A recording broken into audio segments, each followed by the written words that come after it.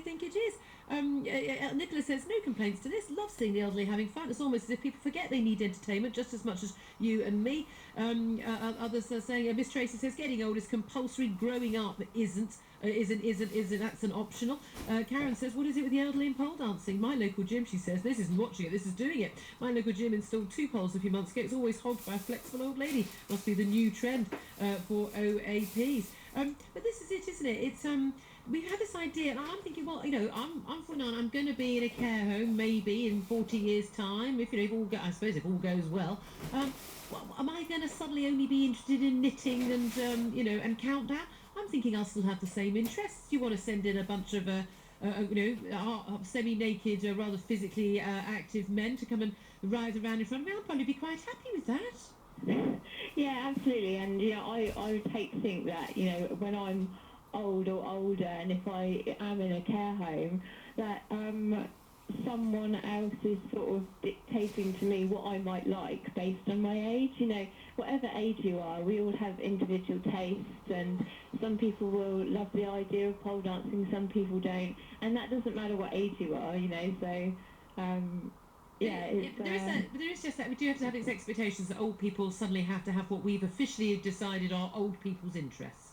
Yeah, and that's just not right. It's like saying every young person likes listening to Radio 1, which is not right. I mean, there's nothing wrong with Radio 1, but everyone's different, and it doesn't matter what age you are. Good for you. Let's send Pole Dance Factory again. Mia Goodall from the Pole Dance Factory. She's one of the performers at the Fairmile Grange Care Home. Thank you so much for joining us. A few more tweets on this. I've asked you, what do you want when you're getting older? If you're pole dancers in your care home. Sophie says, constant cruise around the Caribbean. Now, wouldn't that be lovely? Oliver says, to still be able to attend heavy rock concerts at my ripe old age, that's unless tinnitus takes over before. Katie there says, as long as I'm not on a waiting list for a care home, I'll be happy. But Adam agrees with me. Well, it's my husband, basically. As long as he's got a Sky Sports package and unlimited tea and biscuits, he'll be happy.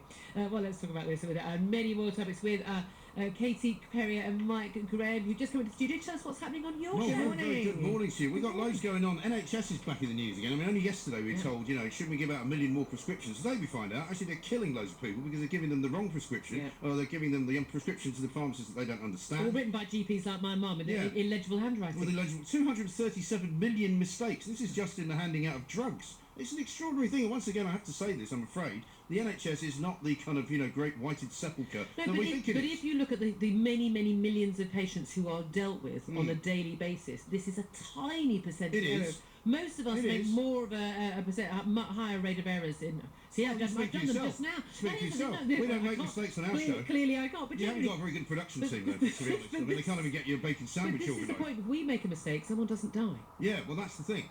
24,000 deaths a year from this, and I'm afraid, as much as people like to go, the NHS is the great, crown that we should all celebrate and not criticise. I'm afraid it does still have could issues. be fixed, and Can I ask you about more important issues? We've just been talking to an archaeologist about this revelation about Neanderthals apparently weren't quite as Neanderthal as we thought they were. We thought it was good news for you. The case. Well, it's very good news for me, of course, and as you well know, Vanessa Lloyd-Platt was very charming about me yesterday, you could say that actually I'm only pretending to be a Neanderthal. Oh, he's a new man, really. And actually, I'm a very new man. And when you go into your care homes, guys, are you going to expect to have pole dances? I'm going to go mad before that, I'm afraid. I'm going to ask my family to have me put down. As long as I'm not in a care home anywhere near Mike Graham, it's fine. That's true. Can I just point out that Mike Graham... Especially if I'm pole dancing. Mike, you are not going to have to ask your family to put you down.